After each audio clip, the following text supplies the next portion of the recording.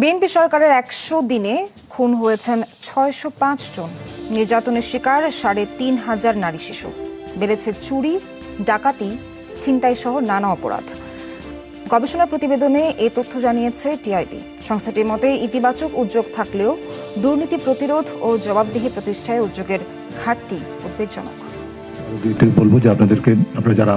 17 ফেব্রুয়ারি ক্ষমতা গ্রহণের পর বিএনপি সরকারের ১০০ দিন নিয়ে গবেষণা করে ট্রান্সপারেন্সি ইন্টারন্যাশনাল বাংলাদেশ টিআইবি।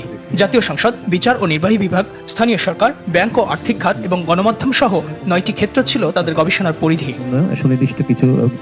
টিআইবির গবেষণা প্রতিবেদনে উঠে আসে, গত মার্চ-এপ্রিলে দেশে ছিনতাই, চুরি, ডাকাতি, অপহরণ ও ধর্ষণের চিত্র ছিল উদ্বেগজনক। টিআইবি তাদের পরিসংখ্যানে দেখায়, গত মার্চ ও এপ্রিল মাসে খুন হয়েছে ৬০৫ জন, ছিনতাই ২৯৪টি, চুরি ২,২১৪টি, নারী ও শিশু নির্যাতন হয়েছে প্রায় ৩,৫০০। ধর্ষণের ঘটনা ৭৮ থেকে ১০২টি, শিশু ধর্ষণের ঘটনা ৪৯ থেকে ৭১টি, গণপিটুনি ও মব সহিংসতা ৬৯ থেকে ৮০টি।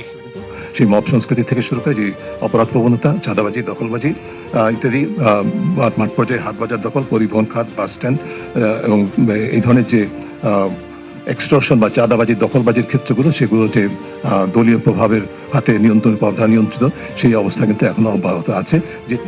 আইন শৃঙ্খলা পরিস্থিতি ছাড়াও সার্বিক পর্যবেক্ষণের টিআইবির প্রতিবেদন বলছে, আর্থিক খাতে ঋণ খেলাপি ব্যক্তি বা প্রতিষ্ঠানকে খেলাপি ঋণ পুনঃতফসিলকরণ এবং দুর্বল ব্যাংকের অভিযুক্ত শেয়ারধারীদের ব্যাংকের মালিকানা ফিরিয়ে দেওয়ার মতো বিতর্কিত উদ্যোগ নিয়েছে সরকার। এছাড়া বিশ্ববিদ্যালয় ভিসি, বাংলাদেশ ব্যাংক, বিভিন্ন প্রতিষ্ঠানে দলীয় বিবেচনায় নিয়োগ দেওয়া হয়েছে।